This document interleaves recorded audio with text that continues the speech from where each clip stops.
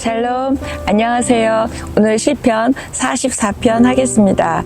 시편 44편은 이스라엘이 적과의 싸움에서 패배한 후에 국가적인 고난을 두고 하나님께 호소하는 마스길, 즉 교훈시입니다. 시편 44편을 통해서 이런 고난을 당했을 때 어떻게 극복할 수 있는지 배우고 싶습니다. 시편 기자는 먼저 옛적에 행해 주셨던 일들을 기억합니다. 1절부터 3절까지를 보면 우리 조상들의 날, 곧 옛날에 행하신 일을 기억한다고 말합니다. 하나님이 출애굽시키시고 대적을 몰아내 주시고 또 가나안 땅에 정착하게 해주시고 번창하게 하셨음을 쭉 이야기합니다.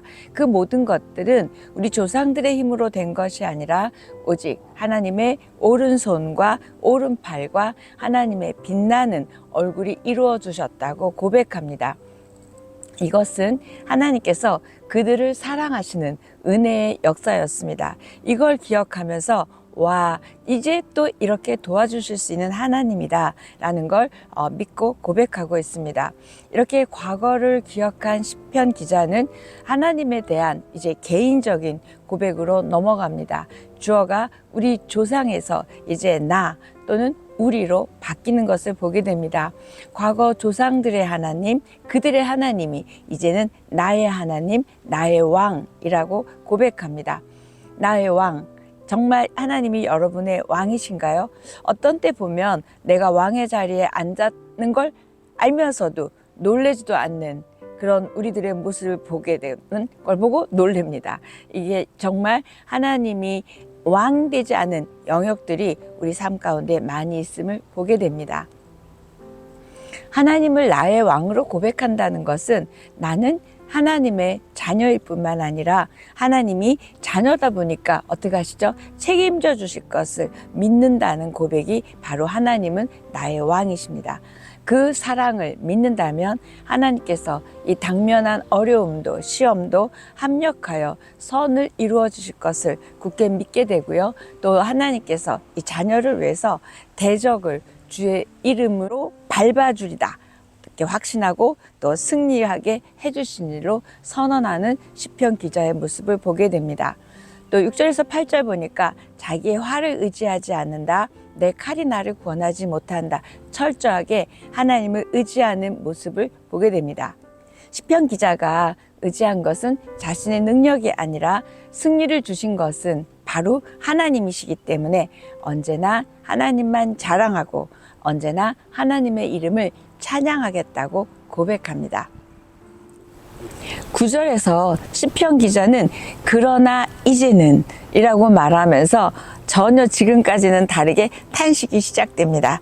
그러나 이제는 하면서 지금 내가 얼마나 힘든지 또 지금 당하는 수치와 고난, 버림받음을 말하며 하나님 앞에 도우심을 구하고 있습니다. 주께서라는 말을 6번이나 반복하면서 현재의 고난과 어려움이 하나님의 주권적 섭리이고 하나님이 그렇게 하셨다는 걸 말하고 있습니다. 시편 기자는 하나님 앞에서 탄식하며 하나님의 백성이 이렇게 이웃 나라와 주위 사람들로부터 공격받고 치욕당하고 수치, 조롱, 조소를 받고 있는지를 막 쏟아놓습니다. 그러면서 거듭거듭 주께서라고 얘기하며 하나님이 하신 일입니다 라고 말하고 있습니다. 이 지금 고난은 하나님이 이렇게 하신 거예요 라고 말하는 게 마치 믿음 없는 사람, 하나님을 원망하는 것으로 들리지만 사실은 하나님을 신뢰하기 때문에 하나님이 도와주셔야 됩니다 라는 또 다른 표현이기도 합니다. 이스라엘 백성이 엄청난 재난을 당해야 될 정도로 우리는 큰 죄 짓지 않았다고 말합니다. 우리는 언약을 어기지 않았고 하나님의 길에서 벗어나거나 이방신을 섬기지도 않았습니다. 이렇게 재앙받고 징계받을 정도로 우리는 죄짓지 않았습니다라는 뜻으로 계속 이야기합니다. 그리고 우리가 만일 정말 그렇게 잘못했다면 하나님 아시잖아요. 그런데도 하나님이 왜 이렇게 아닌 거 아시면서 이렇게 파괴하시고 우리를 죽음의 그늘로 덮으십니까? 이야기합니다.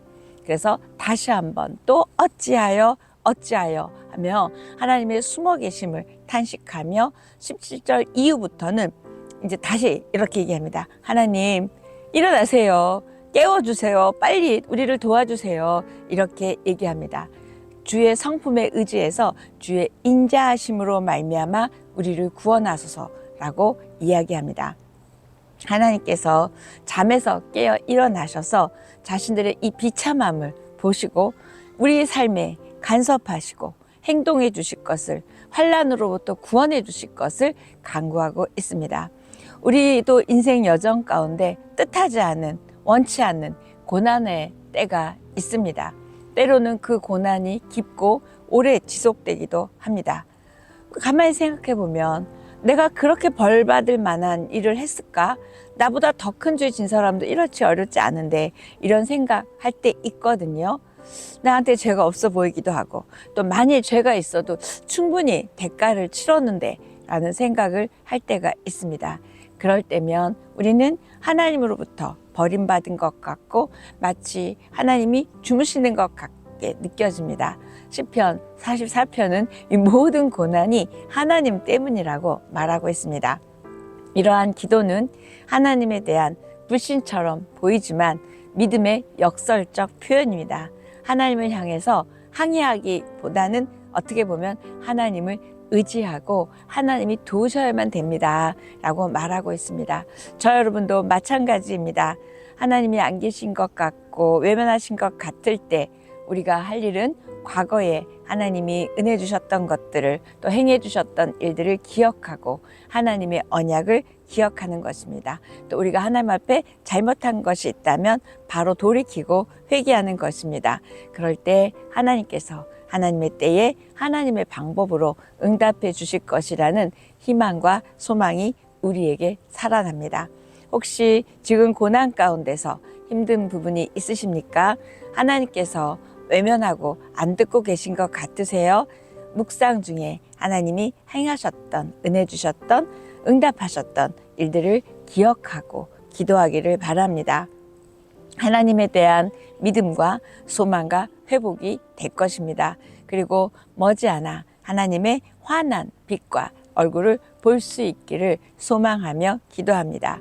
고난 중에도 여전히 그 고난보다 크고 강하신 우리 하나님이 우리 아버지시고, 또 무엇보다도 그 하나님이 우리를 사랑하시고 그 하나님의 주권적 섭리를 끝까지 신뢰하는 것이 필요합니다.